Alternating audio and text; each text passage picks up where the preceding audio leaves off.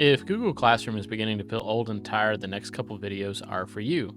While a great place to host activities, switching up and gamifying the way we deliver content makes a huge interest boost happen for students.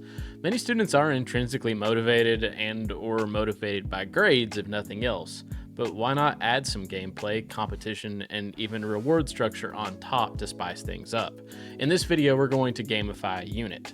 I'm going to use the app Genially as the framework to show an example, but feel free to use whatever tech or physical resource you want.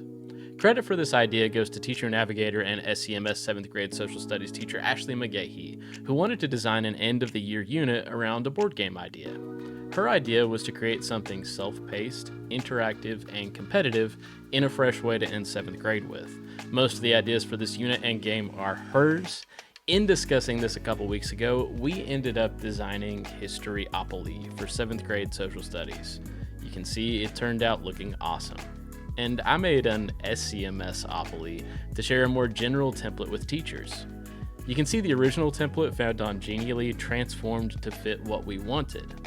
My thought was that this could be used next year with incoming 6th graders as a start of the year mini unit to cover expectations, school locations, etc. So let's start by looking at the rules. Every class period playing this game will be split into 4 teams of students: dog, car, hat, and shoe. All students can work on this board game at their own pace, but ultimately must work their way through 18 must-do required activities for their grade. For each activity they complete, they'll earn Monopoly money that they put into a glass fishbowl at the front of the room. The group that earns the most money at the end eats lunch with the teacher to celebrate. This cross-team competition builds community, brings in a fun element, but spreads things enough to where students won't know specifics enough to blame peers who may be lagging behind. When someone from the shoe team gets to put $10 in the fishbowl, their teams can see that to celebrate. I can link an activity to each of these spots. Some may simply redirect back to Google Classroom. Others may display a video students need to watch with a link to quizzes.com where there's a mastery check to see if they've learned something. One day may be simple notes, while another may have students finding partners to work on that space to complete a team survey together with another student. If students finish early, they have should do and aspire to do activities to complete and can serve as peer tutors to help even further. Each of these can be linked to earning money, but all of that is 100% optional. To gamify the class period itself, we start with opening rolls.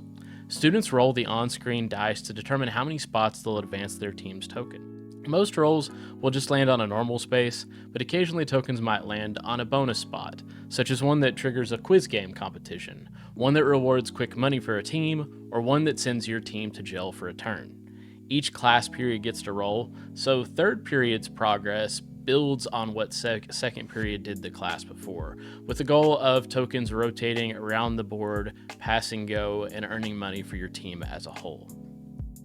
The tricky part with this is organizing how activities are completed. Grading for mastery makes this easier.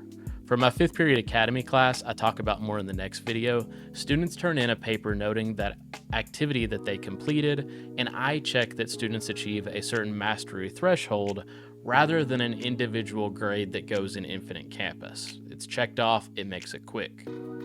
SCMS teacher Daniel Cox uses a cool system with a computer set up at the front of the classroom, and when his students complete a math assignment, they come up to the front of the room to that computer and check it off themselves, with him monitoring programs kids use in the background for accuracy.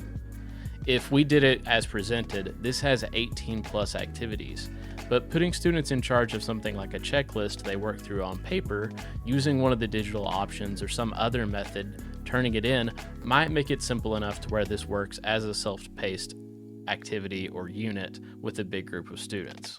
With the teacher circulating to monitor progress and conferencing with any students that are struggling or falling behind, you have a system that works so that this can become a fully contained self-paced unit. If you've not looked at the Modern Classrooms project framework before, it really helps when coming up with ideas for things like this, and they have a ton of examples of students doing similar board game style structures for self-paced units.